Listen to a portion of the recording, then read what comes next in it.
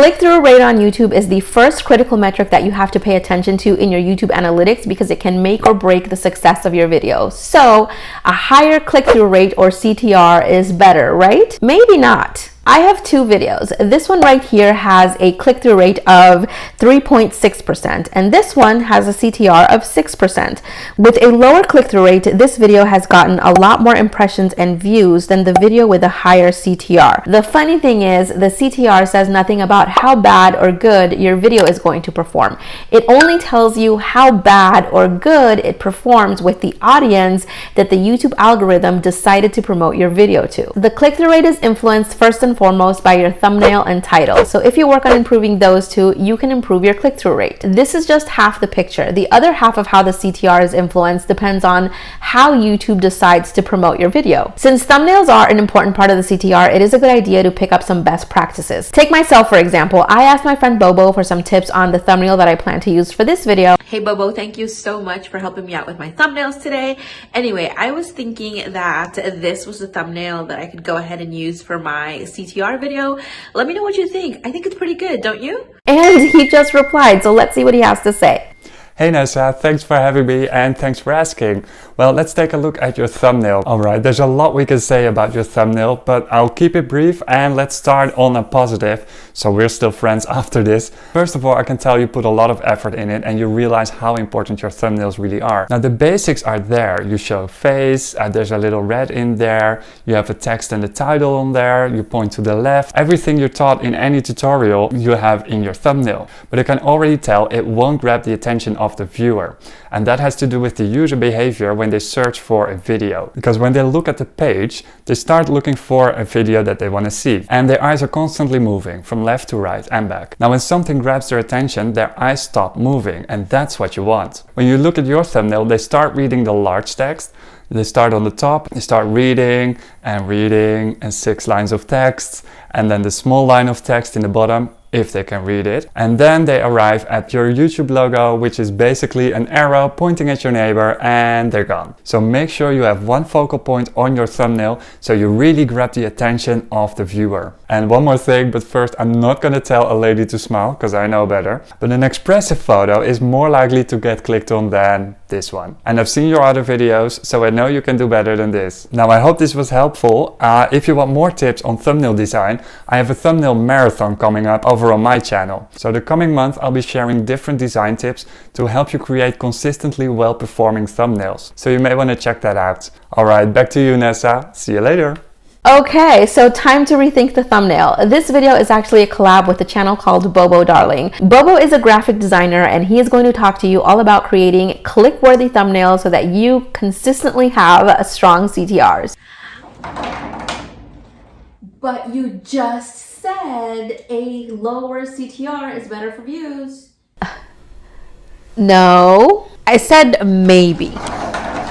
I know that sounds confusing, so I'm going to be breaking down everything that happens on the back end or the analytics side of things, but don't forget to check out Bobo's channel. It will be linked down below so that you can go watch his video after you watch this one. To begin to understand how it all works and how a low CTR can end up bringing you more views, you first have to understand what the CTR is and how to interpret it. Your CTR is how often viewers watched your video after they saw your thumbnail. This is shown to you in the form of a percentage, and every time someone is shown your thumbnail, this is what's known as an impression. So what is a good click-through rate? YouTube's official help center answer is half of all channels and videos on YouTube have an impressions click-through rate that can range between 2 and 10%. However, you need to be careful in how you interpret these numbers. First of all, the smaller the channel or the smaller the video, the smaller the numbers are, the smaller the sample size, which means that you can get bigger spikes, be that click-through rates 25% and above or click-through rates below 2%. Second, the age of the video can also affect the CTR. So let's take a closer look at how this actually works. Let's say you have a new video out. The first people that are going to watch your videos are usually your subscribers. And because they are subscribed to your channel, they are more likely to click on the thumbnail if they see it on their homepage, especially if you are a creator that they particularly like. This tends to produce a high click-through rate when you first publish your video. If you've done your SEO properly, chances are that your video is also ranking in search. And if you have a strong thumbnail, it's more likely that people are going to click on the video to watch it because they're already on the platform looking for that information. This is going to produce a high click-through rate as well. New videos also get an extra boost from YouTube because the algorithm is trying to figure out how people are going to respond to this video. The way that YouTube selects the people that it's going to promote your video to comes from that initial pool. They have similar interests and watch similar channels to your subscribers and also to those people that found your video through YouTube search. If these people, for example, also enjoy your videos, it produces a high CTR and high watch time. Then YouTube is going to promote your video to people with interests similar to this group. But let's say that this group of people has very low interest, and then those that do watch leave quickly. That produces a low CTR and low watch time, which means YouTube is not going to promote to the next link. A high CTR isn't always a strong indicator of success. You could have a situation where this group of people click on the video because of your thumbnail and title, but then the content is not really what they were expecting and looking for.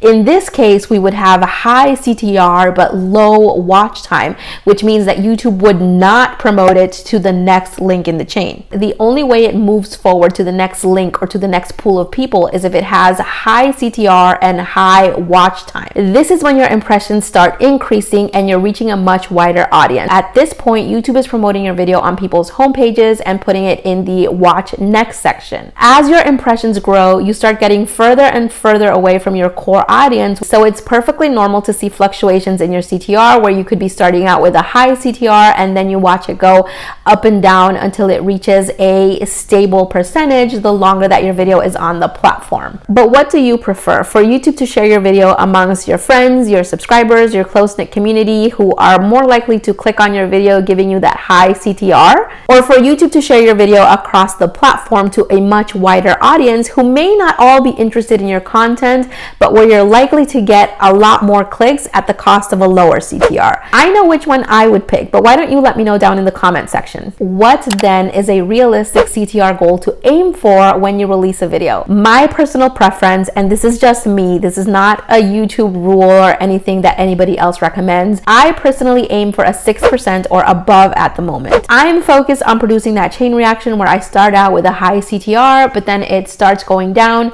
as my video begins to reach more people. That number though, the 6%, might not be the same number that you want to aim for. In order for me to tell you what a good CTR for your channel is, I would need an answer to the following question. When it comes to YouTube analytics, who are you competing with? Is it the bigger channels that inspire you?